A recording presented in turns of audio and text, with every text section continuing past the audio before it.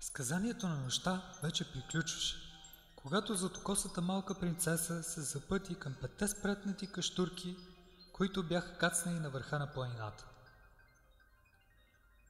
Тя бе вървяла цяла нощ из тъмната гора и много пъти си бе помислила, че може би е сбъркала пътеката към върха. Но звездите над нея й подсказваха съвсем тихичко, посредством своите слаби, далечни светлинки, че пътят, макар и едва осветен, бе проходим. Имаше моменти, когато малката принцеса не виждаше дори и звездите. Тогава на помощ си притичваше онова топло вътрешно чувство, което всички хора наричаха сърце. То водеше сигурно принцесата и тя, укрилена от своята вътрешна вяра, прелиташе без усилие на трудностите и изпитанията, които изобилстваха в тъмната гора. И що малката красавица съзря 5 къщички, светещи съвсем наблизо, обвити и притихнали в своята тайнственост, тя се спря и затаила дъх започна да съзерцава тези прекрасни творения, изникнали като че ли в един единствен миг пред нейния търсещ дух. Когато нашата героиня се доближи съвсем близо до кащурките, тя допря се червеното си носле до прозореца на първата къщичка и тъй като меките и кадифени очи не съзряха нищо вътре, тя направи няколко крачки и погледна през прозореца на втората къщичка. Но, колкото и да наничаше, и там нямаше нищо, което да я накара да влезе. Прелесните изстъпки се спряха пред прозореца на третата къщичка. Но и там нямаше нищо и никой. Какво става тук? Нима моят път не е имал смисъл? Нима моето търсене е било в суе? Помисли си нашата принцеса и с отмалели стъпки достигна до прозореца на четвъртата къщичка. Тя също бе празна. Златокосата красавица застана на ръба на бездната. Бездната на отчаянието, бездната на безсмислието и пустотата. Нима бе напуснала двореца на ухолствата, пълен с толкова неща, за които жадуваха мнозина поданици на кралството, само за да се озове тук, на самия връх на планината, застанала без сили пред 5 празни, неуютни, смълчани гробници, в които като че ли бе погребано всичко свързано с човешкия дух, с човешката топлина, въображение и творчество. И докато подобни мисли се мятаха из нейната душа и бушуваха с такава сила, че едва задавяха нейния безутешен плач, някак си краката й я доведоха до прозореца на 5-та къща. Светлината отвътре я обля с такава сила, че малката принцеса почти зашеметена се подпря с двете си ръчички на първаза на прозореца и с широко отворени от неподправено удивление кафяви очички влезе с поглед в необикновената стая. Гърдите й се повдигнаха от чувството, което ги изпълни, и чудна музика зазвуча от всякъде.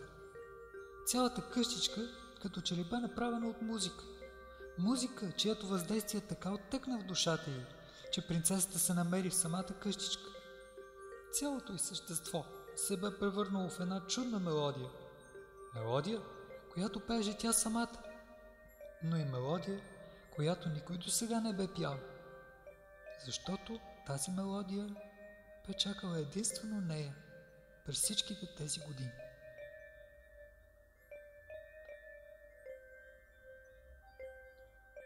О, музиката за мен е най-великата обител и никоя друга не би могла да се сравни с нея!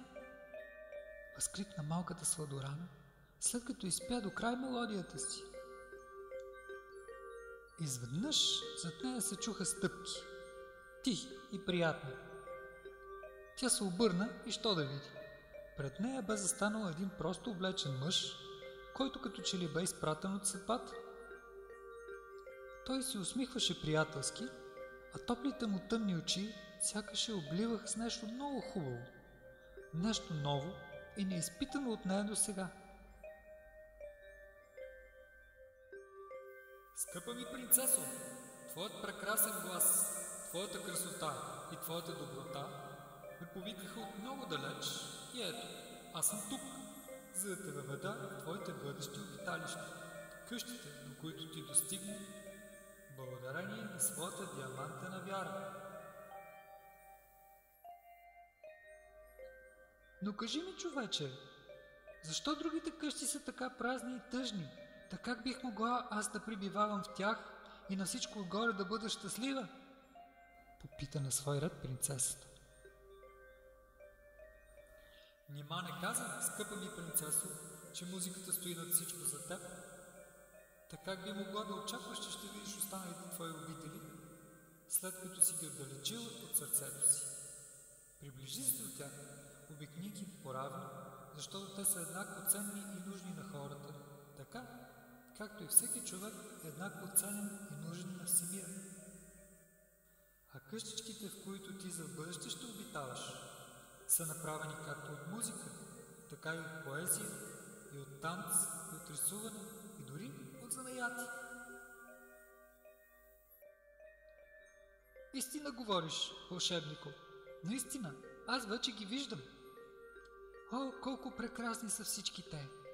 Та аз самата скоро ще мога да се превръщам и в поезия, и в танц, и в живописно платно, и в златен съд, утоляващ жаждата. О, скъпи ми вълшебнико, остани при мен и нека живеем заедно в мир, любов и творчество. И нека нашето щастие да няма край. Пожела от все сърце принцесата. Каквото повикало, такова е отговорило. Отвърна с усмивка вълшебникът, който за първи път ставаше вълшебник. Защото малката златокоса принцеса се бе превърнала в истинска красива фея, която, макар и да беше за него ценна колкото всички други хора по света, бе единствената, която го бе направила вълшебник.